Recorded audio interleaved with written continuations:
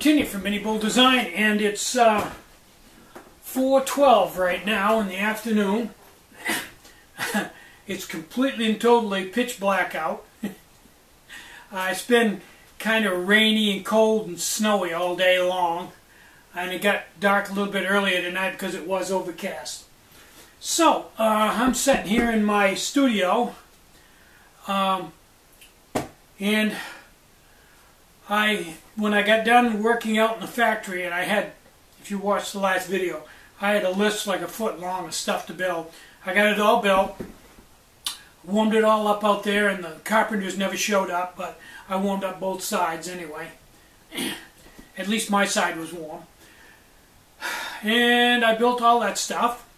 Came in, took a good hot shower, and put on some clean clothes, washed the factory off of me.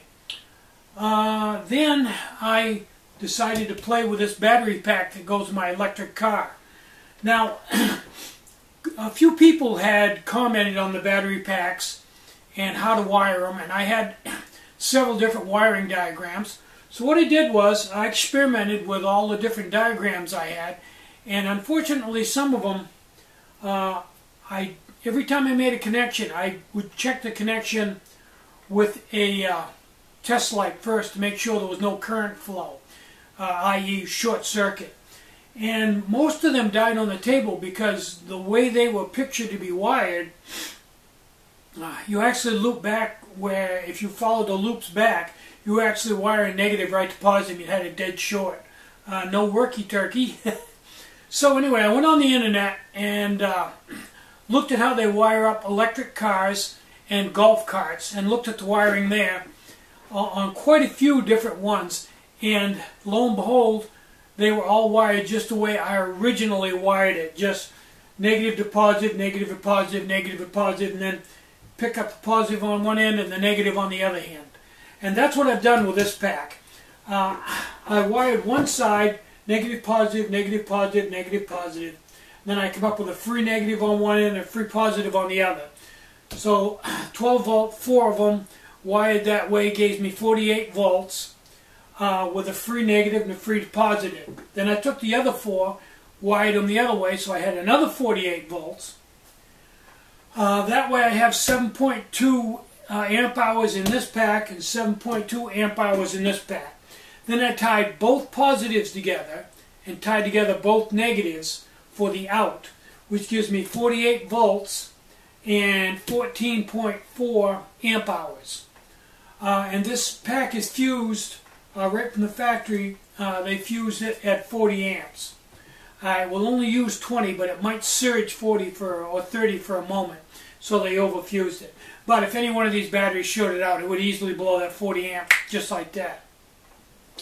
Now I kind of hesitated to do this because 8 of these batteries is a huge amount of energy stored in one place. I mean a huge amount. But I got it all wired up and I plugged it into the charger, and the charger came right on, just as happy as can be, and the red light came on. These batteries were already fully charged as far as I could see. It ran about 5 minutes and they shut off and the green light came on, telling me that I had a full charge. And I checked it and I have the 48 volts coming out of the end result. So everything's the way it should be. Life is good. But I taped all the connections, and you got to realize if any of these connections ever shorted out and that went Chernobyl, it wouldn't be good. You wouldn't want it to happen inside anywhere. But it's too cold outside for gel cells, and it's just about the right temperature in this room for them, so they're safe. I'll be fine. And every week or so I'll plug it in and top it off, and they'll be just perfect. The right temperature, fully charged all the time. These are sealed lead acid, and they like to be at full charge all the time to keep them from deteriorating. So, somebody was commenting on the runtime of the electric trike. And I think probably people don't realize it, that this is just an experiment. I'm just doing this to see how good the cutting edge technology is now. Now, sealed lead acid batteries are not cutting edge technology, but they're a known quantity I know how many amp hours I have there.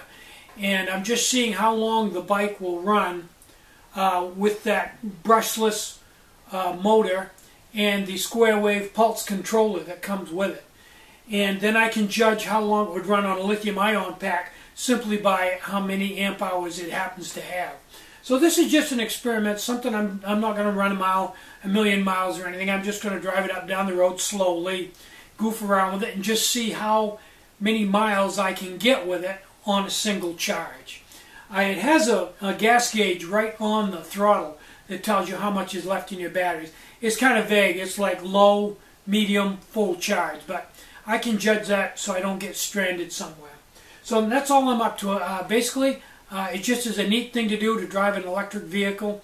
I had one before. You guys, you cult members probably remember the last electric vehicle I had, but I was running that with two 50-pound deep cycle batteries, and that would run for days on those, because those were great big heavy, I don't know how many amp hours they were, but they were a bunch. So anyway, that's everything I want to say for this video. I'm Tinny from minibulldesign. Get out and hike, take a friend, enjoy the great outdoors, and more important than anything, try to have a really great day. Try to take some time out to have just a little bit of fun today. You deserve it. Bye-bye.